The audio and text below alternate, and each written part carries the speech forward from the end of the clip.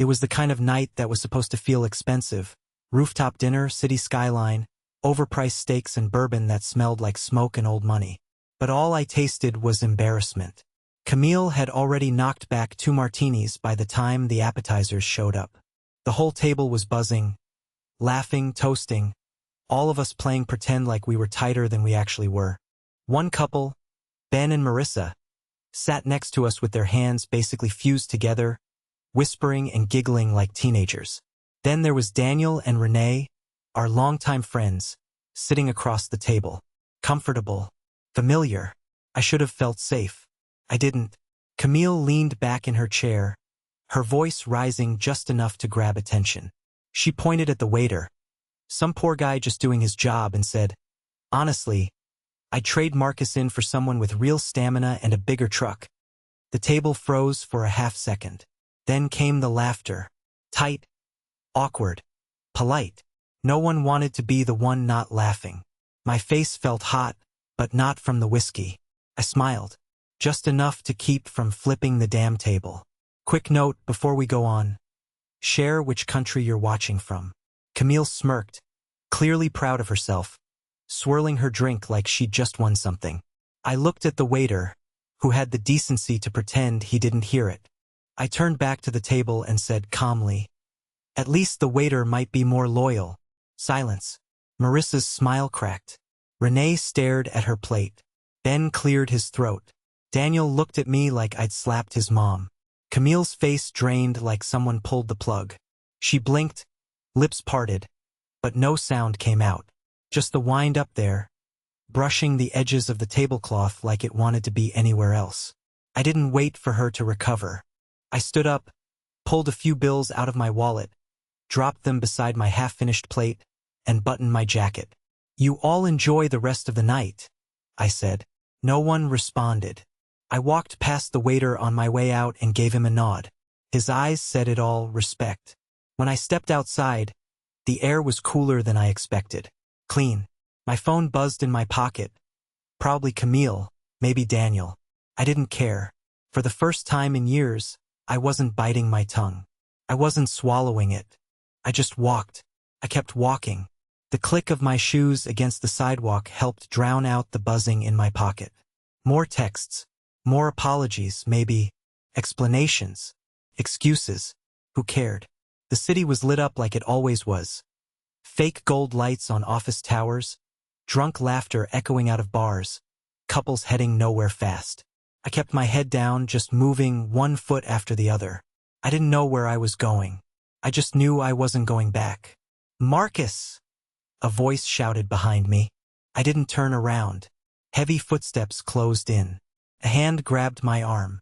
I yanked it off before I even looked. It was Daniel. "Jesus, man. What the hell was that?" he said, eyes wide, breath coming fast like he'd been running a while. "What do you think it was?" I kept walking. He stayed beside me. "You blew up the table, dude. I mean, yeah, she crossed a line, but you torched it." I stopped on the corner, under a flickering street lamp. The light buzzed. Cars rushed past behind us. "You think this is about one joke?" I turned toward him, finally facing him full on. That wasn't a line. That was just the last goddamn mile. Daniel blinked. "Look, I get it. Camille can be rough." I let out a dry laugh. "Rough? You've known us 10 years. You've seen how she talks to me." "She's sarcastic," he said, shrugging.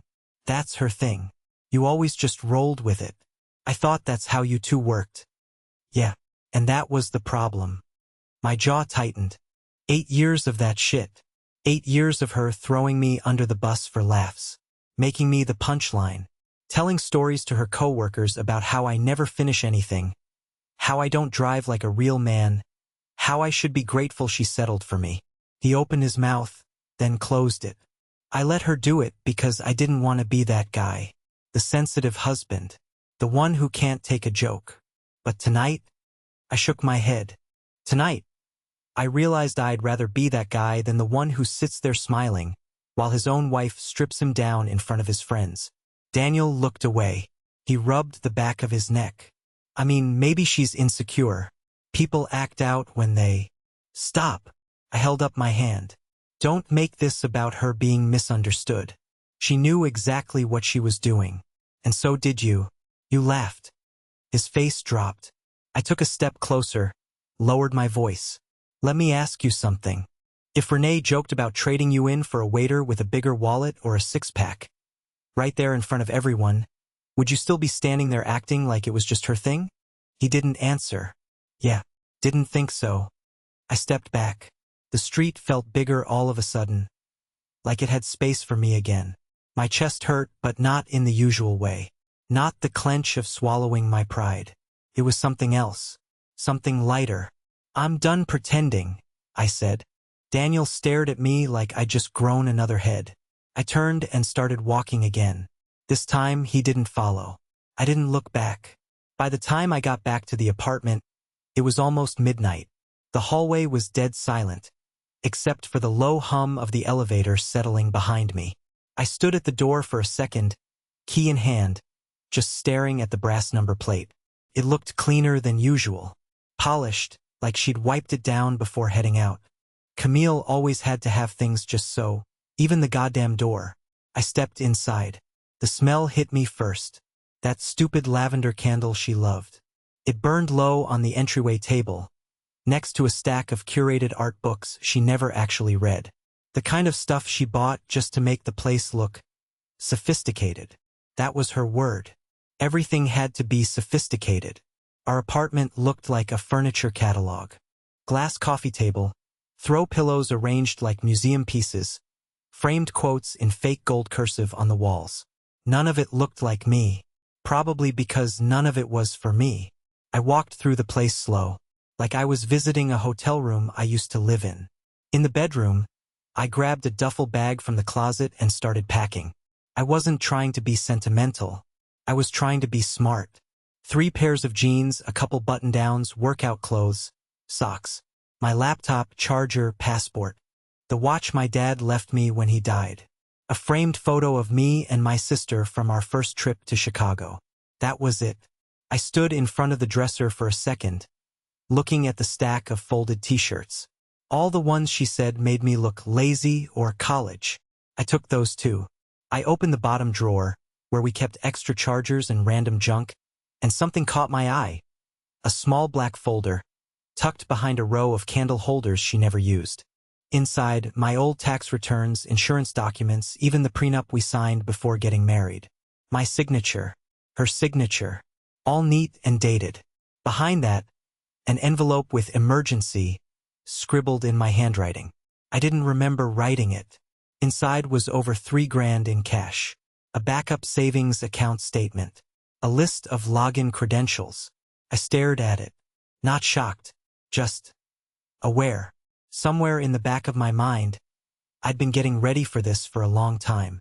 She always thought I was passive, too quiet, easy to ignore, and maybe I was for a while. But quiet isn't the same as weak. It's just quiet. I zipped the bag and stood up straight. My shoulders felt lighter. I walked over to her bookshelf and ran my hand across the spines. Nothing personal, just names she could drop at brunch. Books about French modernism, abstract theory, minimalism in post-war architecture. I pulled one out, form follows function, and flipped it open.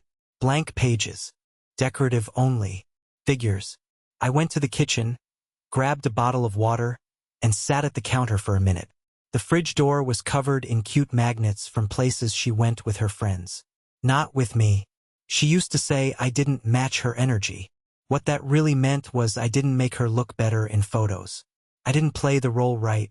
The night she got promoted, I brought home champagne and takeout from her favorite Thai spot. She barely looked up from her phone, said she was exhausted from carrying the team, then made a joke about how I should apply for a job at her company if I ever wanted a real paycheck.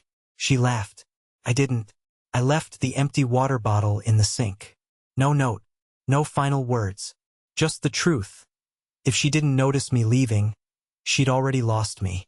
I slung the bag over my shoulder, walked to the door, and took one last look around. Not out of nostalgia, out of clarity. Then I locked the door behind me, and I walked. The hotel room smelled like bleach and carpet glue. I didn't care. It was mine for the night. No matching throw pillows. No passive-aggressive post-it notes on the mirror. Just a flat screen, a too-firm bed, and silence. I dropped the duffel by the chair and sat on the edge of the bed. My legs were shaking now that I'd stopped moving. I reached for my phone and scrolled past Camille's texts. 3 in a row, then a missed call. I hit Do Not Disturb and opened the contacts list. I tapped Lydia. She picked up on the second ring. You good? No hello. No warmth. Just straight to it. I'm out. Out like. You left the apartment? I walked. Took a bag. I'm at a hotel near Grand and Ridgeway. Room number 412. On my way. She hung up. 22 minutes later, I opened the door to my sister standing there with 2 coffees. No coat, and that don't even start with me look on her face. She walked in like she owned the place and handed me a cup. Black. You still take it like that? Or has your little tyrant convinced you it's too aggressive? Still black. She dropped her purse on the desk chair and turned toward me. Tell me everything. I sat back down and filled her in. The rooftop dinner. The joke. My reply. The walk. Daniel. The apartment. The envelope. She didn't interrupt once. When I finished, she gave a small nod. Good. It's about damn time. I let out a long breath. You're not gonna say I overreacted? No. Camille's been chipping away at you for years. I've watched it. Every family event. Every brunch. Every smug little eye roll when you spoke. She leaned forward. You used to lead. You used to build stuff, pitch deals, run numbers in your sleep. She turned you into a background character. I let her, I said. No, she said. You tried to make it work. You gave her space. She mistook your patience for permission. I sipped the coffee. It burned just enough to keep me grounded. She's gonna panic now, Lydia said. She'll play victim. Tell her version to everyone who'll listen. You're gonna have to stay calm. You can't take the bait. I'm not angry, I said. I'm just done. Good. That's the power position. She pulled her tablet from her purse and opened a notes app. Tomorrow, we're gonna start listing assets. Bank accounts. Joint property. I'll review the prenup. But first, I need to know, how ready are you to stop explaining yourself to people who never really saw you? I looked her straight in the eye. I'm ready. Her eyes narrowed. You sure? I took another sip of coffee. I'm not broken, Lydia. I've just been waiting. Her mouth twitched into the smallest grin I'd seen from her in years. Then let's move, she said. Lydia left around 2. I waited 5 minutes after the door clicked shut before I opened the laptop. The glow hit my face like a punch. Cold. Honest. No music, no distractions. Just the fan humming as it booted up. I pulled the desk chair up to the little round table by the window and sat down. Time to stop thinking. Time to work. First folder, receipts. Labeled, dated, categorized. All hers. Uber rides across town in the middle of the night. Hotels booked during conferences she never actually attended. Wine orders, spa days, dinners for 2 charged to our joint card when I was out of town. I clicked through the PDFs one after another. Each one told a story. None of them involved me. Next folder, screenshots. I'd never confronted her. Never needed to. I just saved them. Messages that were just playful with guys from her office. A photo she accidentally airdropped to my iPad. A selfie in lingerie. Captioned, better than boring-ass Marcus, right? That one stayed burned into my brain. I didn't cry when I found it. Didn't even flinch. Just dragged it into the folder. That was over a year ago. Third folder. Statements. She drained the vacation fund 3 times to buy clothes she never wore. She Venmo'd herself from our joint account and marked it as house expenses. Labeled cash transfers as therapy, when the only therapy she needed was to hear no once in her life. And then, sitting like a crown jewel, the prenup. I opened it. Third clause, subpoint B. In the event of emotional or physical infidelity, the violating party forfeits claims to shared liquid assets and premarital property owned in full by the other spouse. She was the violating party, and I owned almost everything. She thought it was a formality when we signed it, something her parents insisted on. She joked that night about how prenups are for rich people and cheaters. I guess she didn't read the fine print. I did, twice. Then I opened the last folder. Business. For 2 years, I'd been building something she never bothered to ask about. A small financial consulting company I ran on weekends, evenings, lunch breaks. At first it was just a side gig, helping friends and small businesses balance their books, get through audits, plan expansions. Then referrals started rolling in. Clients returned. I brought on a partner last fall. Not one conversation about it ever reached our dinner table. She never asked what I was doing in the second bedroom.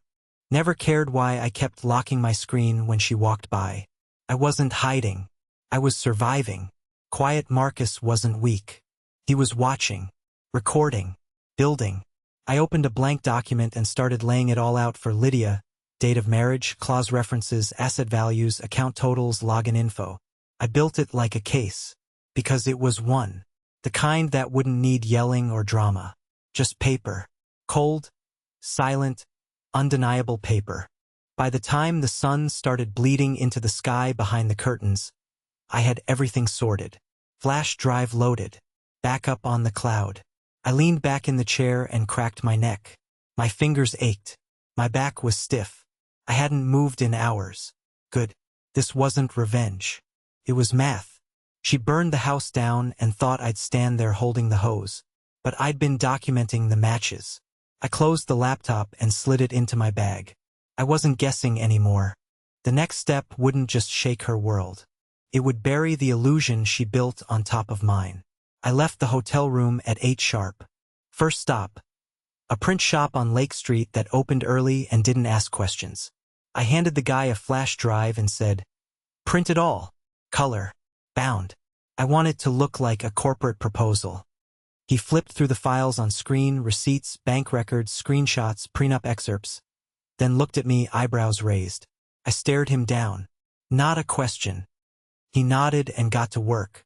30 minutes later, I walked out with 2 copies, each thick as a legal textbook, and a fresh USB drive sealed in a labeled envelope. I called a courier company from the sidewalk. "Yes, I need same-day service. Delivery must go directly to the recipient. Camille Weston, no doorman, no front desk." They confirmed. It had arrived by noon. By the time she opened it, I'd be on step 2. Back in the hotel room, I recorded the video. Simple background. Neutral lighting. No anger. Just facts. "Camille," I said into the camera. "By now, you've seen the documents.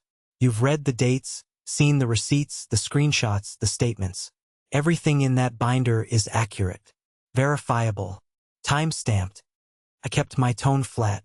Not cold, controlled. "You lied. You cheated. You publicly disrespected me. You mocked my career, my voice, my presence. You spent our money like it was yours alone. And you treated loyalty like weakness." Pause. I am not weak. I was patient. That patience is over. I outlined the prenup clause. Spelled out what she'd forfeit. Explained what would happen next, legally, financially, publicly. Then I ended it with a sentence she'd never forget. "You turned me into a ghost in my own life. This is me walking back through the wall." I saved the file, loaded it onto the USB, and called the courier again. He picked it up in 20 minutes. That part was done. Next move, Brent. One of Camille's friends. Worked at a mid-sized marketing firm called Lonnick plus Gray. A nobody with too much cologne and a fake Rolex. She met him at a charity event. Said he was fun and easy to talk to. I knew what that meant. What she didn't know. I'd invested in Lonnick plus Gray 2 years ago. Quietly. Bought up shares through a shell partner. Last quarter, I became majority shareholder. Brent worked in sales. Not anymore. I called the CEO directly. Need to terminate Brent Walker. Immediate. Performance review on file shows weak Q2 and a flagged HR warning. Shouldn't be hard to justify. The guy hesitated. That's Camille's friend, right? I don't run background checks on cocktail buddies. I run numbers. He got the message. 2 hours later, I got the confirmation email. Brent had been walked out of the building. Shocked, confused, blindsided. Guess he figured I was just the boring husband with the small truck and soft voice. Should have checked who signs the checks. Around 6, I got a text from Lydia. She watched it. Camille's spiraling. Brent too. I smiled for the first time in days. Not because I was enjoying it, because it worked. No yelling, no chaos. Just truth delivered like a hammer wrapped in silk. At 9:02 a.m., I got the first text from Lydia's paralegal. She's here. Walked in wearing red. Looked smug. I was at a coffee shop 2 blocks away. Corner seat. Earbuds in, laptop open, pretending to read emails. But my eyes were on my phone. Every buzz felt like a heartbeat. 9:15. She thinks this is a negotiation. Already asking about what Marcus will agree to. She had no idea. Camille chose the firm herself, Preston and Wiles. Big building, big lobby, big confidence. She walked in there thinking her charm still had pull, that she could talk her way out of math. But this time, charm didn't matter. The senior partner, Karen Brody, didn't blink twice when Camille complimented her necklace or dropped a story about her nonprofit work. Karen just opened the binder Lydia had prepped and slid it across the table like she was handing over an invoice. Prenup, highlighted. Infidelity clause, flagged. Bank records, labeled. Messages, screen captured and printed in high-res color. 9:32. Her smile just cracked. She asked, "Is this legal?" Yes, it was, because I hadn't played dirty.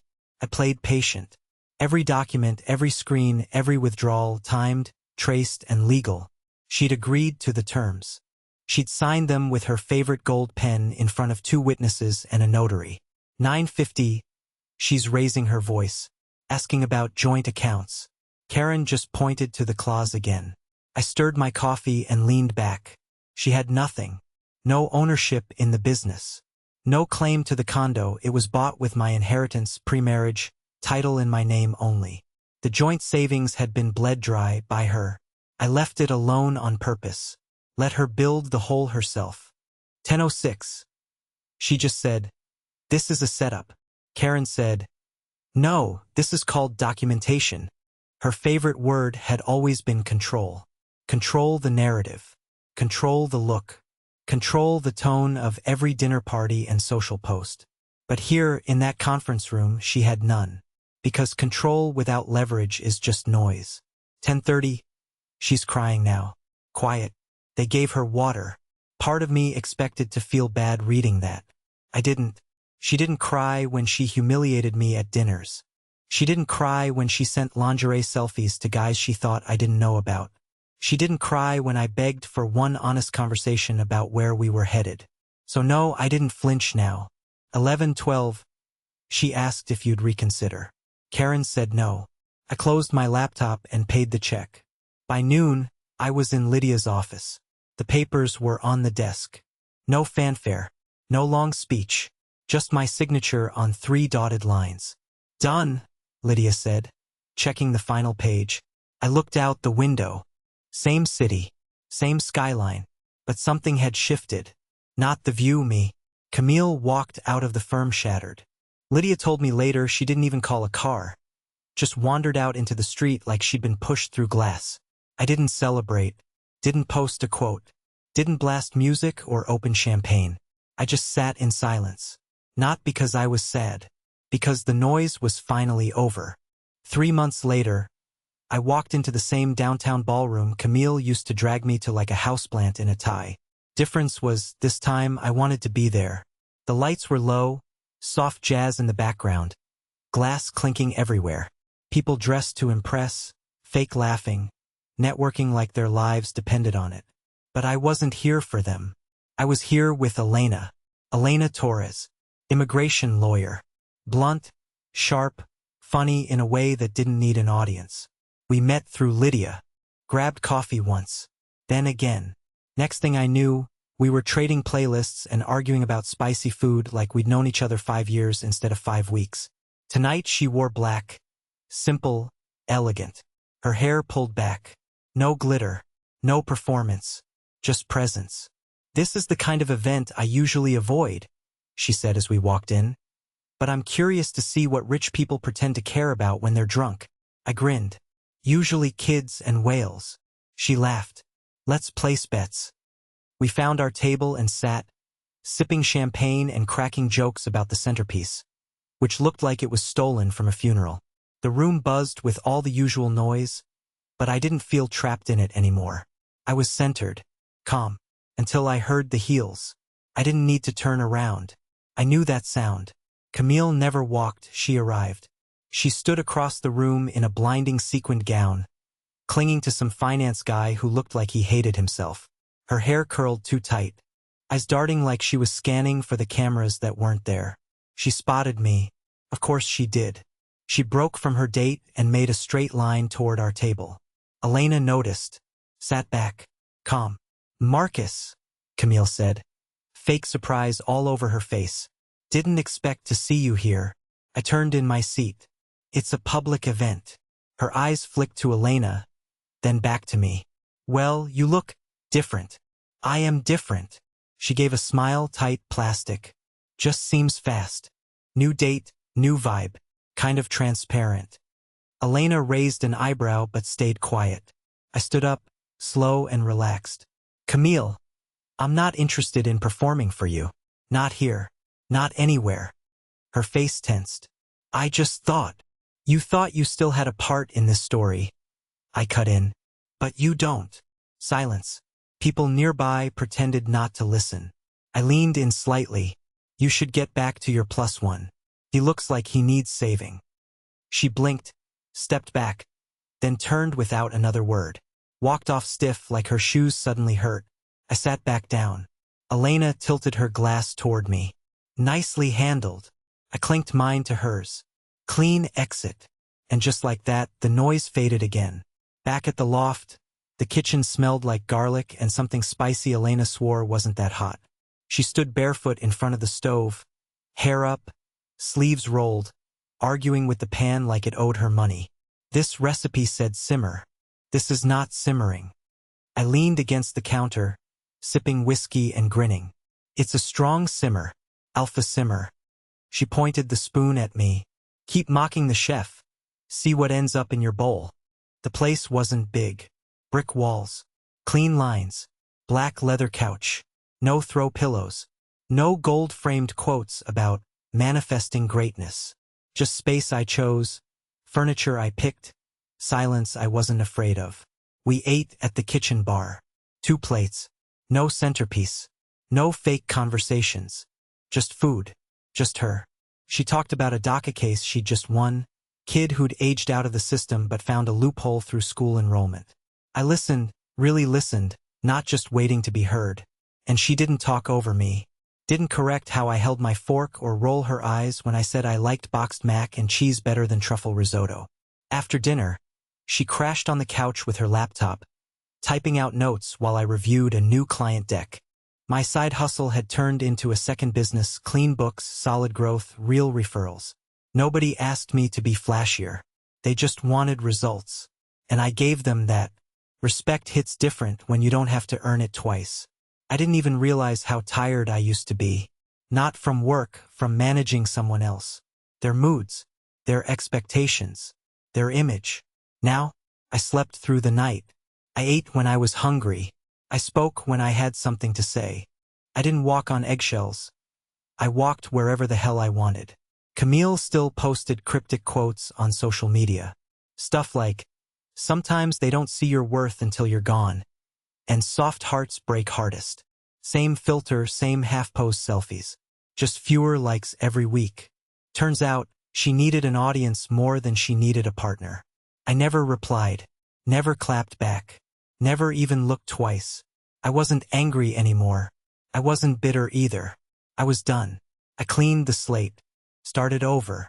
Not with noise but with peace. I looked across the room at Elena.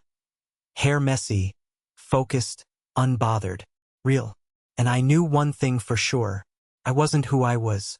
And that, right there, that was the win.